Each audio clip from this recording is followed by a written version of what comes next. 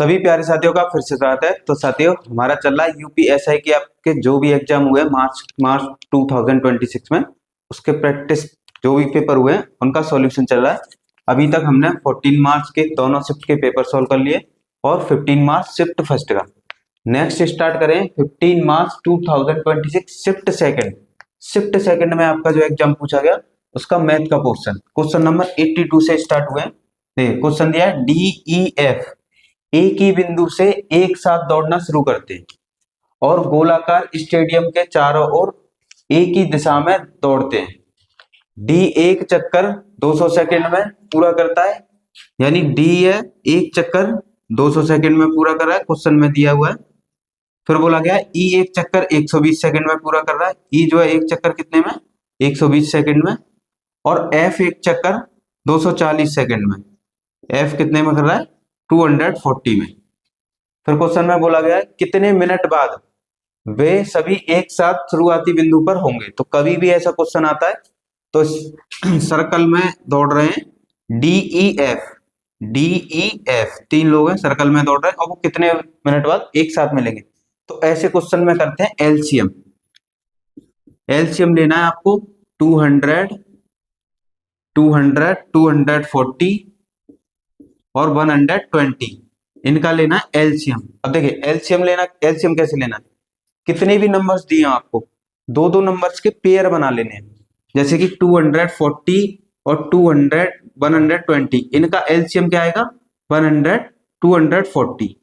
इन दोनों नंबर्स का एलसीएम क्या आएगा 240। अब क्या बच गया 200, इसके साथ लिख लेना। अब देखिए इनमें से अगर एलसीएम लेंगे तो वैसे बहुत टाइम लगेगा। अब इनमें से कॉमन क्या आ रहा है, कॉमन तो देखिए ये 40 के टेबल में आता है, ये भी 40 के टेबल में आता है, यानी कॉमन आ गया 40। अब कॉमन लेके बच कितना गया, तो 5 बच गया, यहाँ पर 6 जो बच गया उनका मल्टीप्लाई कर दीजिए, 5 6 जा 30, और जो कॉमन था उसका भी मल्टीप्लाई कर दीजिए। तो इनका मल्टीप्लाई करेंगे तो कितना हो जाएगा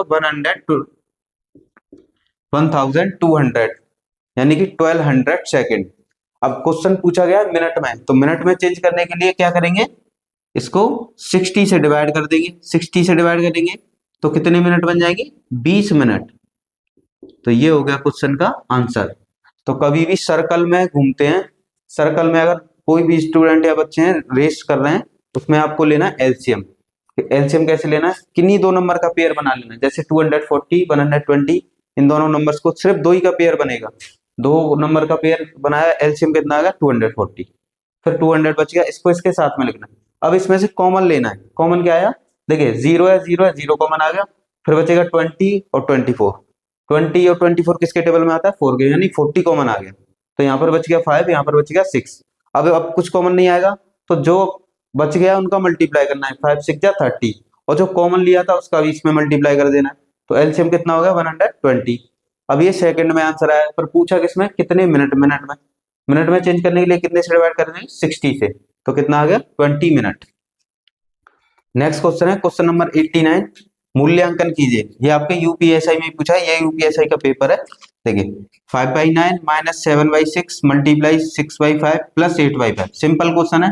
देखिए 6 से 6 कैंसिल हो गया, यहाँ पर आपका फिर क्या बचेगा, 5/9 बचेगा, माइनस के 7/5 बचेगा, प्लस के 8/15 बचेगा। अब इनका एलसीएम ले लेंगे, तो एलसीएम आ जाएगा 45। 9 से एलसीएम में डिवाइड देंगे 45 में, कितने टाइम जाएगा 5 टाइम, और 5 का ऊपर मल्टीप्लाई कर देंगे तो 5 × 5 माइनस 7, 5 का डिवाइड करेंगे 45 में 9 टाइम, फिर 9 का मल्टीप्लाई कर देंगे 7 से, प्लस 15 का डिवाइड करेंगे 45 में 3 टाइम, और 3 का मल्टीप्लाई कर देंगे किसमें 8 में। अब मल्टीप्लाई करके देंगे ये कितना हो जाएगा 25 माइनस 9 6 जा 9 7 जा 63 और 8 3 जा 24 डिवाइड में 25। देखिए 25 और 24 को ऐड करेंगे 49, और 49 में से 63 जाएगा तो कितना बचेगा माइनस का 40, क्योंकि 63 माइनस का बड़ा नंबर है, तो इसका आंसर कितना आ जाएगा माइनस के 14/45। ये हो गया क्वेश्चन का आंसर। सिंपल था, बोर्ड मार्क्स का क्वेश्चन था, बहुत ही इजी क्वेश्चन पूछा गया।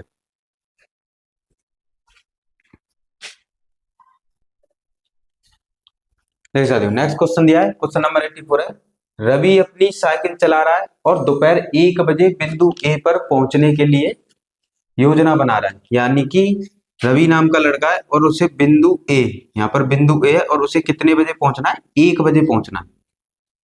यदि वह 30 किलोमीटर पर आवर की चाल से यात्रा करे, उसकी चाल कितनी दी है? 30 किलोमीटर, तो वह दोपहर 12 बजे पहुंच जाएगा। अगर उसकी चाल जो है 30 किलोमीटर पर आवर हो तो क्वेश्चन में बोला गया है तो टाइम कितने कितने बजे पहुंच जाएगा वो? 12 बजे, यानी 12 बजे पहुंच जाएगा। फिर बोला गया है यदि 20 किलोमीटर प्रति आवर 20 किलोमीटर प्रति आवर की चाल से यात्रा करता है तो वह 2 बजे पहुंच पहुंच पहुंच जाएगा। यानी कि दूसरी चाल दी है 20 किलोमीटर पर आवर की चाल से चलेगा तो वो कितने बजे पहुंच जाएगा? समय क्या दिया है उसका? समय दिया है कितने बजे? 2 बजे। 2 बजे पहुंच जाएगा। बिंदु ए पर ठीक दोपहर 1 बजे पहुंचने के लिए उसे किस चाल से यात्रा करनी हुई? बिंदु ए पर पहुंचना है, किस चाल से यात्रा करनी हुई? तो देखिए यहाँ समय का अंतर कितना आया? देखिए 30 किलोमीटर आवर से चल रहा है, 12 बजे पहुंचना है, 12 बजे तक पहुंच जाएगा। 20 किलोमीटर आवर से चलेगा तो कितने बजे पहुंच जाएगा? 2 बजे। तो समय कितने का अंतर आया? 2 आवर्स का। तो आपको समय का अंतर लेना है, यानी पहले वाले को पहुंचने में लगा समय माइनस दूसरे वाले को पहुंचने में लगा समय। सिंपल सा ये फॉर्मूला यूज करना है। तो देखिए समय क्या होता है? दूरी बट्टे चाल। तो दूरी दोनों की समान है, दोनों को समान दूरी तक पहुंचना है, तो ये हो गई दूसरे की चाल माइनस दूरी बट्टे चाल, ये हो गई पहले की चाल, इक्वल टू 2। दूरी को क्या मान लिया? डी। तो यहाँ पर सॉल्व करेंगे डी अपॉन, अब दूसरे की चाल कितनी दी है? 20 minus D upon 30 equal to 2। यहाँ पर डी की वैल्यू फाइंड करेंगे, तो डी की वैल्यू फाइंड करेंगे, एलसीएम आ जाएगा कितना? 60। इससे डिवाइड करेंगे ये आएगा 3 माइनस इससे डिवाइड करेंगे ये 2d इक्वल टू, तो इसे इधर मल्टीप्लाई करेंगे। देखिए 3d में से d जाएगा, d बचेगा, तो कितना हो जाएगा? 120 किलोमीटर। यानी उसे कुल दूरी कितनी चलनी है पहुंचने के लिए? 120 किलोमीटर। अब हमसे पूछा गया 1 बजे तक पहुंचने के लिए उसकी चाल, तो चाल क्या होता है? चाल का फॉर्मूला दूरी बट्टे समय। अब आपको यहाँ पर समय निकालना है, तो दूरी हो गई 120 किलोमीटर। अब यहाँ पे समय निकालने के लिए देखिए देखिए यहाँ पर 120 किलोमीटर की क्या हो गई? दूरी हो गई। अब यहाँ से कितना समय लग रहा है? देखिए यहाँ क्वेश्चन में बोला गया है कि अगर 1 बजे तक पहुंचना है उसे, कितने बजे तक पहुंचना है? 1 बजे तक, और 12 बजे 30 किलोमीटर आवर से चलेगा तो 12 बजे पहुंच जाएगा, और 20 किलोमीटर आवर से चलेगा तो कितने बजे पहुंच जाएगा? वो 2 बजे पहुंच जाएगा। बिंदु ए तक पहुंचने के लिए, मतलब 1 बजे तक पहुंचने के लिए उसे किस चाल से यात्रा करनी पड़ेगी? तो यहाँ पर जो जिस चाल से यात्रा करनी है, यानी जो यात्रा करनी है उसकी कुल दूरी कितनी आ गई? 120 किलोमीटर। अब 120 किलोमीटर में हमें क्या निकालना है? समय। अगर वो 12 बजे चलता है और 120 किलोमीटर की दूरी तय करनी है तो कितने घंटे लगेंगे? यहाँ पर आपको घंटे, तो सिंपल सा फॉर्मूला समय का क्या फॉर्मूला होता है? दूरी बट्टे चाल। अब पहले वाली चाल कितनी है? 30 किलोमीटर पर आवर, यानी उसे 1 बजे तक पहुंचने के लिए तो दूरी कितनी हो गई? 120 डिवाइड बाय 30, इससे डिवाइड कर देंगे तो समय कितना लगेगा? 4 घंटे। यानी पहली वाली दूरी को तय करने के लिए उसे कितना समय लग रहा है? 4 घंटे लग रहे हैं। अब यहाँ से आपको ये सोचना है उसे चलना कब था। देखिए पहले वाली दूरी 30 किलोमीटर है, 30 किलोमीटर पर आ रहा है और 12 बजे उसे पहुंच जाएगा, यानी वो कब चला था?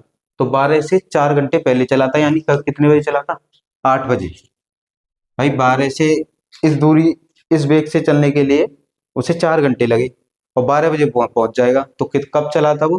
तो 12 में से 4 माइनस कर दें तो कितने बजे? 8 बजे चला था।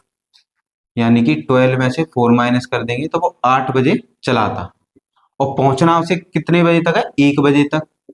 तो यहाँ से टोटल टाइम कितना लगेगा? 5 घंटे। कितने लगेंगे? 5 आवर्स। यानी कि इस दूरी को चलने में, 120 किलोमीटर की दूरी को चलने में उसे कितने घंटे लग रहे हैं? 5। तो यहाँ से चाल निकाल लेंगे, इसकी कितनी चाल आ जाएगी? 5 से डिवाइड कर देंगे इसमें, तो कितना हो जाएगा? 5 2 जा 10 और 5 4 जा 20, यानी 24 किलोमीटर पर आवर की स्पीड से चलेगा। तो सिंपल सा क्वेश्चन था। क्वेश्चन को दोबारा समझते हैं। कोई लड़का है ए, उसे 1 बजे तक कहीं पहुंचना है, पहले वो 30 किलोमीटर पर आवर की गति से 12 बजे तक पहुंच जाएगा, और फिर 20 किलोमीटर आवर से चलेगा तो 2 बजे पहुंच जाएगा, और 1 बजे पहुंचना है। तो यहाँ से सिंपल सा इनके समय का अंतर कितना होगा, 2 घंटे, और इधर भी समय का अंतर ले लेंगे तो दूरी बट्टे दूसरी चाल माइनस दूरी बट्टे पहली चाल।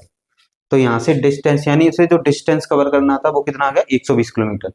अब यहाँ से ये पता करेंगे चला कब था वो, तो पहले वाले कितने 30 किलोमीटर आ रहे हैं, 12 बजे पहुंचना है उसे, तो 30 किलोमीटर बार से इसी दूरी में डिवाइड कर दिया, तो समय कितना लगा, 12 बजे तक पहुंच जाएगा, समय कितना लगेगा, 4 घंटे। तो वो चला कब था, तो 12 बजे पहुंच जाएगा, तो चला कब, 4 घंटे पहले चला, यानी 8 बजे चला, और पहुंचना उसे कब था, दोपहर के 1 बजे तक। तो 8 बजे से 1 बजे तक कितने घंटे लगेंगे उसे, 5 घंटे। और उसी दूरी में, उसी दूरी को तय करने के लिए उसी दूरी में डिवाइड कर देंगे 5 से, तो कितना स्पीड आ जाएगी, 24 किलोमीटर पर आवर। और आपसे यहाँ क्वेश्चन में ये पूछता कितने बजे चला, तो 8 बजे चला था वो।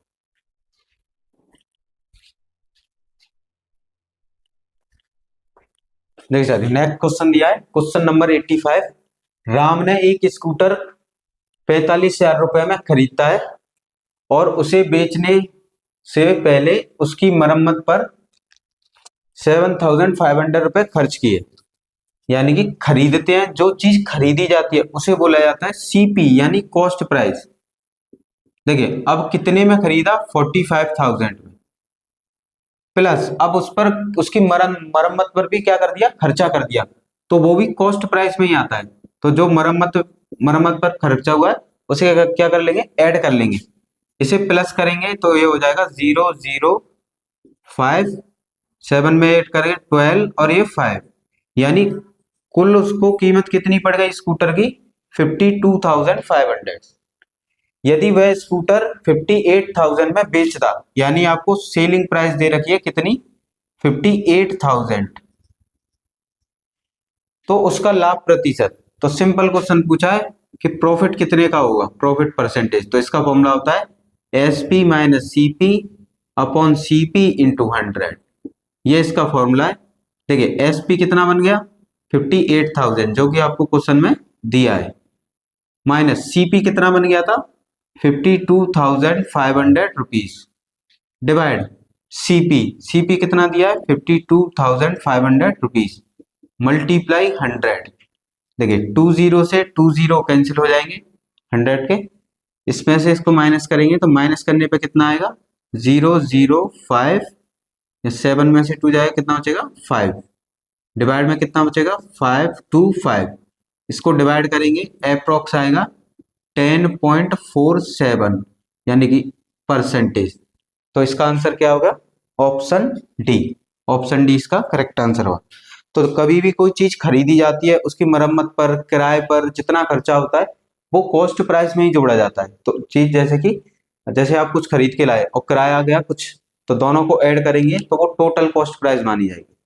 और सेलिंग प्राइस आपको दे रखी है, और प्रॉफिट परसेंटेज पूछा था, प्रॉफिट परसेंटेज का क्या फॉर्मूला होता है, SP minus CP upon CP into 100, simple सा फॉर्मूला लगाना है। एक नेक्स्ट क्वेश्चन है, क्वेश्चन नंबर 86 है पेपर का। एक चिड़ियाघर के रखवाले ने एक पिंजरे में जिसमें केवल शुतुरमुर्ग और जैबरा थे, शुतुरमुर्ग और जैबरा, फिर बोला गया है 80 सिर, जिनके सिर यानी कि हेड कितने 80, और 240 पैर यानी 240 उनके पैर गिने, वहां कुल कितने शुतुरमुर्ग थे। इस क्वेश्चन को दो तरह से किया जा सकता है, एक तो फॉर्मूले से किया जा सकता है, एक वैसे ही। तो ऐसा क्वेश्चन आता है, अगर आप फॉर्मूला भूल जाते हैं तो सिंपल मेथड होता है, जैसे कि आप 10th क्लास में या 9th क्लास में पढ़ के आए होंगे, विलोपन विधि या प्रतिस्थापन विधि, जिसे बोला जाता है एलिमिनेशन मेथड या सब्स्टिट्यूशन मेथड। तो देखिए सबसे पहले आपको ये पता करना है शुतुरमुर्ग के पैर कितने होते हैं।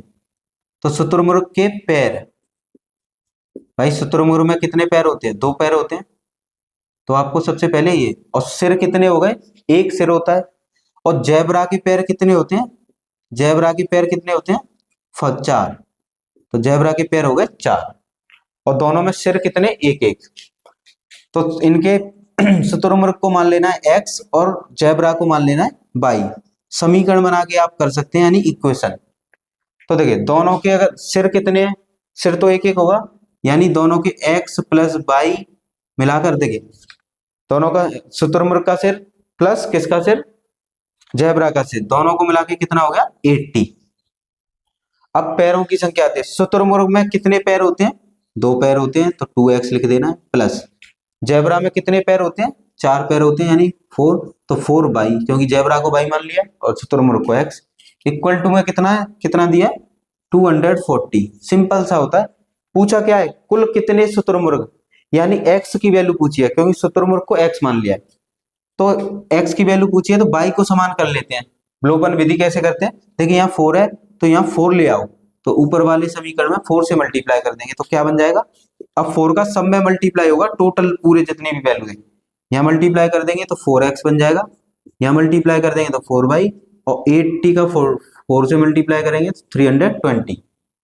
अब नीचे वाली इक्वेशन को ऐसे लिख देंगे, 2x प्लस के 4 बाई इक्वल टू 240।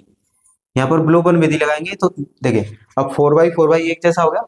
अब नीचे वाले को माइनस कर देंगे, इनके साइन बदल देंगे, तो ये प्लस का है माइनस का हो जाएगा, प्लस का है माइनस का, इससे ये कैंसिल हो गया। 4x में से 2x जाएगा, कितना बचेगा? 2x। 320 में से 240 जाएगा, तो कितना बचेगा? 80। 2 से इससे डिवाइड कर देंगे तो x की वैल्यू कितनी आ जाएगी? 40, यानी शुतुरमुर्ग कितने हैं? 40। ये हो गया क्वेश्चन का आंसर। अगर आप फॉर्मूला भूल जाते हैं तो ये सबसे अच्छा मेथड है, थोड़ा टाइम कंज्यूमिंग है, जैसे आपको 30 से 40 सेकंड लगेंगे करने में, अगर आपकी प्रैक्टिस होगी तो। सिंपल कभी भी आता है तो कोई भी आपको 2 फंसू दिए होंगे, एक को x मान लेना है, एक को y। सिर तो एक ही होता है सब में, शुतुरमुर्ग में पैर 2 हो गए, जेब्रा में कितने हुए? 4। तो यहाँ से इक्वेशन बन गई, ये बनी सिर की, x plus Y equal to 80, और 2x प्लस, क्योंकि 2 पैर शुतुरमुर्ग के और 4 पैर किसके? जेब्रा के, ये इक्वेशन बन गई। अब यहाँ 4 बाई है, तो यहाँ अब पूछा क्या था? शुतुरमुर्ग, तो हमें x की वैल्यू फाइंड करनी है, तो बाई को समान कर लो। यहाँ 4 है, तो यहाँ 4 होना चाहिए, तो 4 से पूरे समीकरण में मल्टीप्लाई कर दिया, तो ये 4x 4y इक्वल टू 320। इसको सेम ऐसे ही लिखा। अब पहली वाले समीकरण में से दूसरे को माइनस कर दिया, तो इनके साइन बदल दीजिए, माइनस माइनस माइनस, इससे ये कैंसिल हो गया। 4x में से 2x जाएगा, 2 बचेगा, 320 में से 240 जाएगा, कितना बचेगा? 80। 2 से डिवाइड कर दीजिए तो x की वैल्यू कितनी आ गई? 40, यानी शुतुरमुर्ग कितने हैं यहाँ पर? 40।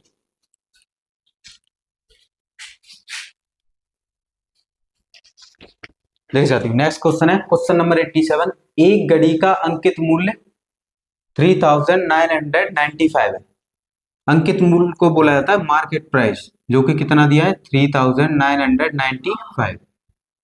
दुकानदार 20% और 25% की क्रमिक छूट देता है, तो अंतिम विक्रय मूल्य याद कीजिए, यानी आपको सेलिंग प्राइस पूछे, यानी उसने लास्ट में कितने में बेचा।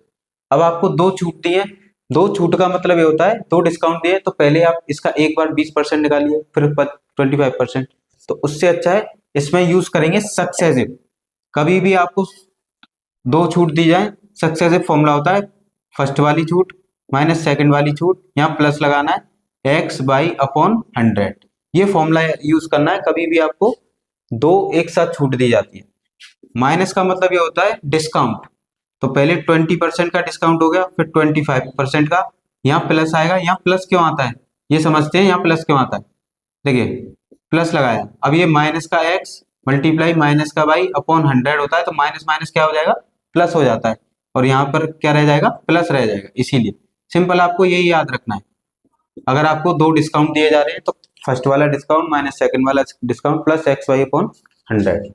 एक्स का मतलब 20%, वाई का मतलब 25%, प्लस 20 मल्टीप्लाई 25 अपॉन 100। इसे सोल्व करें, 25 से 100 को कैंसिल करेंगे 4 टाइम, 4 से 20 को कैंसिल करेंगे 5 टाइम।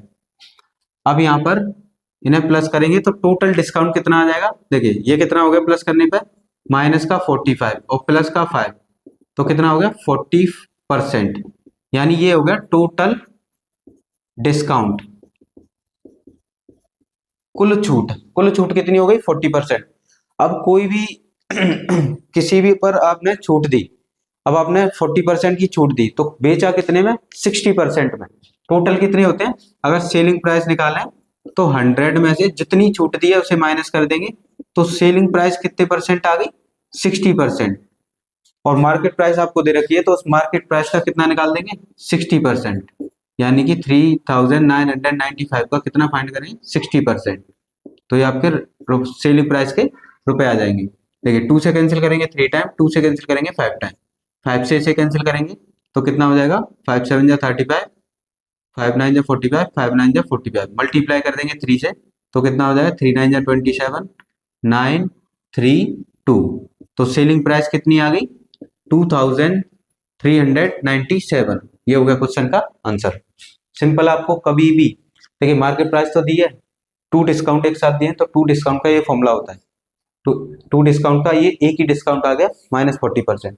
अब -40% का डिस्काउंट दे दिया तो सेल कितने में किया, 60% में, तो इसका 60% निकाल लेंगे जो मार्केट प्राइस है, तो डायरेक्ट क्या आ जाएगा, सेलिंग प्राइस आ जाएगी। तो सेलिंग प्राइस कितनी हो गई, 2397। नेक्स्ट क्वेश्चन दिया है 88, 25,000 रुपए की राशि साधारण ब्याज पर 5 वर्षों की अवधि के लिए उधार दी जाती है।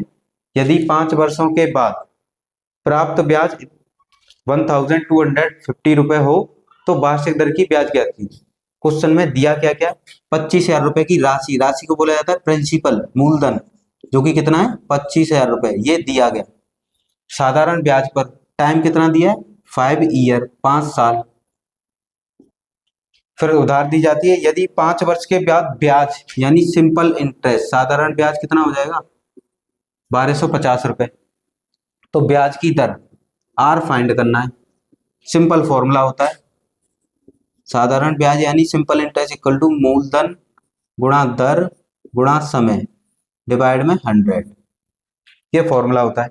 तो देखिए यहाँ पर ब्याज कितनी दी है 1250 रुपए, राशि कितनी थी मूलधन 25,000 रुपए, दर पूछी गई है और समय कितना दिया 5 साल डिवाइड में 100।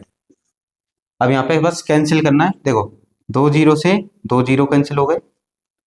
ये क्या है, जब भी बराबर में हो तो अंश को अंश से कैंसिल कर सकते हैं, यानी न्यूमरेटर को न्यूमरेटर से, 1 जीरो से 1 जीरो कैंसिल, ये बचा 25 और ये 125 इक्वल टू कितना हो गया, देखिए आर की वैल्यू निकालनी है तो 5 और 25 का मल्टीप्लाई करेंगे, इधर बचा 125 और 5 का 25 से मल्टीप्लाई करेंगे तो कितना आएगा 125 और मल्टीप्लाई आर, इससे ये कैंसिल हो गया।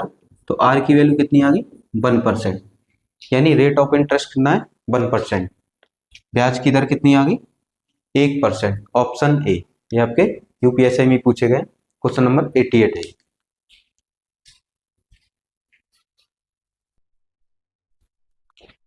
देखिए साथियों नेक्स्ट क्वेश्चन दिया है 94वां क्वेश्चन है, 8 अंकों वाली एक संख्या का प्रत्येक अंक 7 है, इसके सभी अंकों का योगफल की गणना कीजिए। इस क्वेश्चन को दो तरह से किया जा सकता है।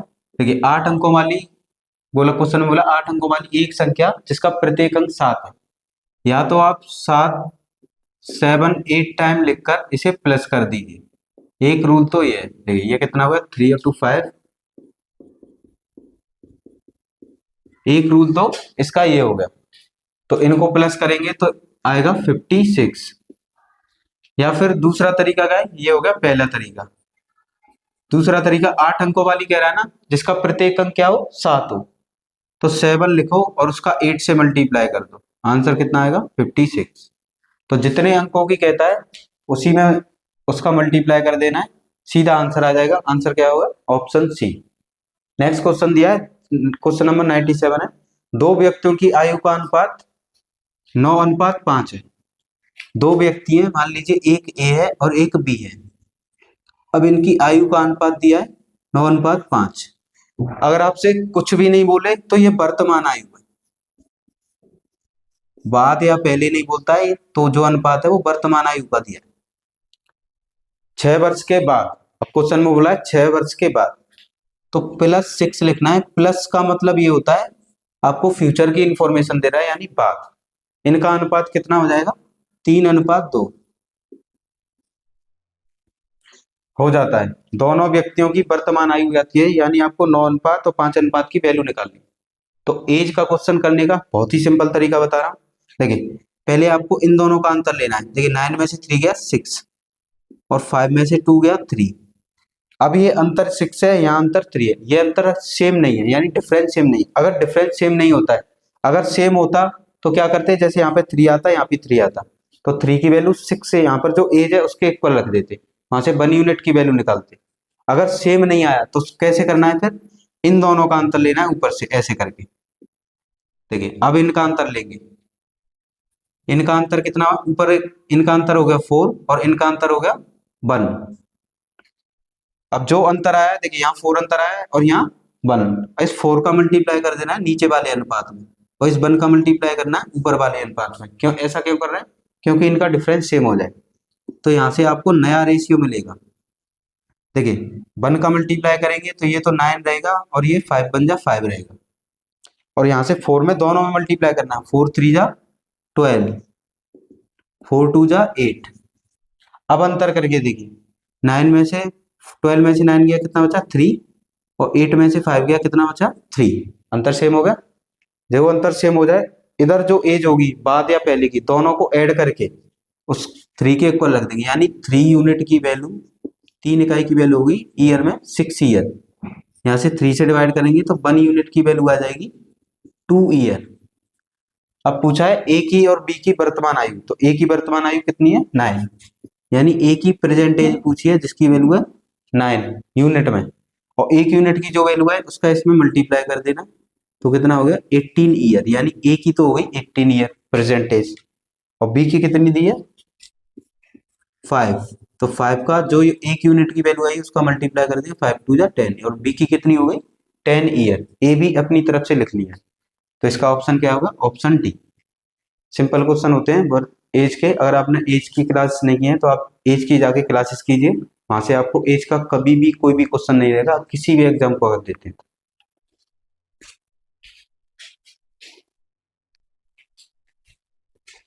देख सकते हो नेक्स्ट क्वेश्चन दिया है, क्वेश्चन नंबर 98 है। एक व्यक्ति का औसत वजन 3 केजी बढ़ जाता है।